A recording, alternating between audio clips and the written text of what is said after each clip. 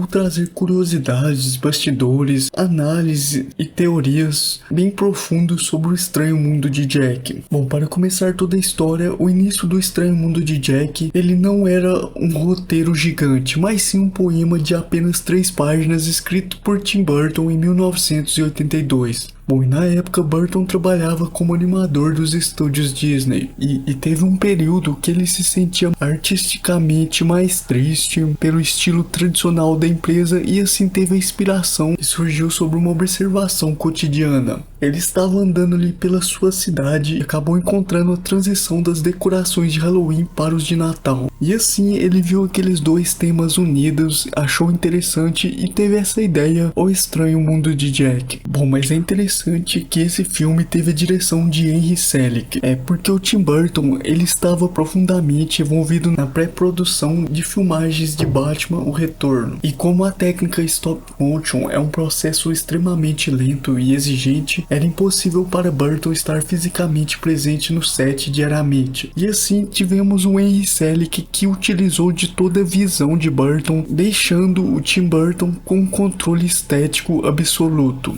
E assim acabou definindo cada design do personagem, paleta de cores e o tom da narrativa. Em um resumo, o Burton atuou como produtor e consultor criativo, revisando storyboards e os personagens, mas as partes de problemas complexos de iluminação, a do stop motion no geral, estaria envolvido o Henry Selick. Bom, e a produção de O Estranho Mundo de Jack, ela representa o auge do stop motion, antes da era da predominância do CGI. E um detalhe é que o filme foi rodado a 24 quadros por segundo. Isso tudo significa que para cada segundo de tela, os animadores precisaram manipular os bonecos cerca de 24 vezes, e assim capturando fotografias após cada microajuste. Bom, e uma curiosidade interessante é que para que Jack Skellington pudesse expressar uma gama completa cheia de emoções, a produção utilizou a técnica de animação por substituição. E assim, em vez deles tentar esculpir a boca do boneco a cada quadro, a equipe criou centenas de cabeças diferentes de Jack Skellington. Estima que teve cerca de 400 cabeças individuais, cada um com uma expressão facial diferente. Bom, Sally, por sua vez, foi animado de uma forma diferente, porque devido ao seu design, ela tinha um cabelo ali, então eles não poderiam fazer cabeça por cabeça com um cabelo diferente. Assim, foi utilizado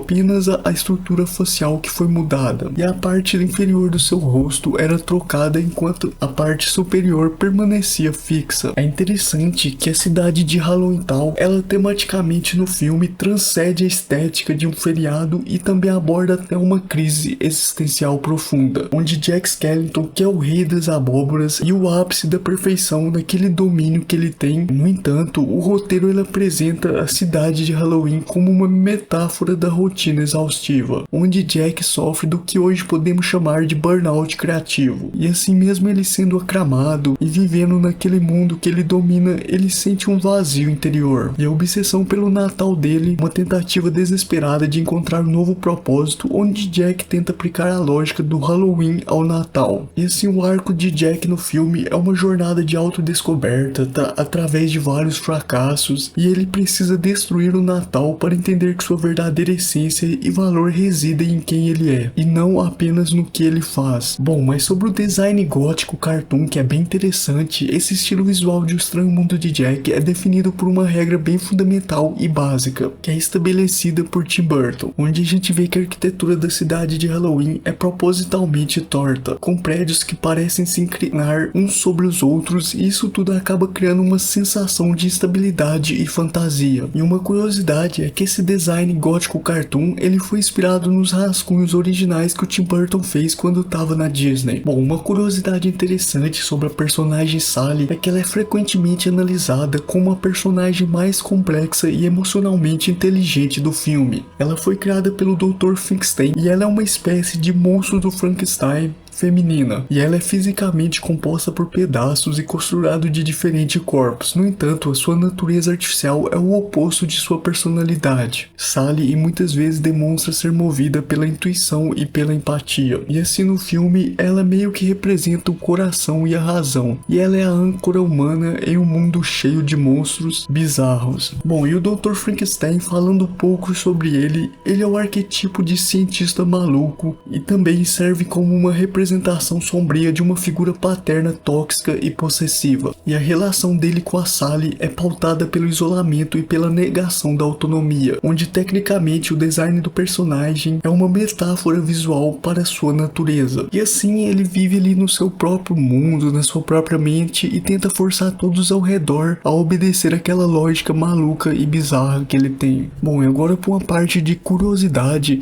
é que a Disney, ela teve até um pesadelo logístico no marketing de 1993, porque o departamento comercial acreditava que o público ficaria confuso com a proposta, porque iriam pensar que era um filme de terror para crianças ou um filme de Natal para adultos. Bom, e na mentalidade corporativa da época, misturar esses dois feriados, Halloween com Natal, era um risco comercial, e assim eles tinham aquele medo de que os pais evitassem o filme por ser assustador demais para o Natal, e que talvez os adolescentes o ignorassem por ser uma animação infantil. E assim tivemos uma indecisão que resultou em uma campanha de marketing não tão agressiva. E sem contar também que essa técnica de stop motion naquela época era vista como obsoleta ou sonolenta por alguns executivos. Bom, mas embora muitas vezes esse filme é lembrado como um sucesso instantâneo, O Estranho Mundo de Jack, ele teve uma performance modesta no começo nas bilheterias originais no seu começo e arrecadou cerca de 50 milhões de dólares. No entanto, o verdadeiro lucro do filme começou a aparecer no mercado de VHS e posteriormente DVD. E assim, com o decorrer do tempo, o filme tornou-se o marco da subcultura alternativa dos anos 90 e 2000 e teve licenciamento de vários produtos que hoje gera muito dinheiro para a Disney. E agora um detalhe interessante de uma observação que eu encontrei sobre o Jack Skellington, que ele é uma espécie de gênio incompreendido que se sente sufocado pelo próprio sucesso. Ele é um anti-herói bem clássico, porque a gente vê que ele não é movido por uma vilania, mas sim por um egoísmo. Ele acredita que a interpretação dele pro Natal é a correta e ele acaba ignorando os avisos dos outros personagens e arruina o feriado de milhares de crianças. E sim, a gente vê que o Jack Skellington, ele tem esse lado de trazer uma necessidade desesperada de validação criativa. Basicamente é um personagem em crise que tenta lhe mudar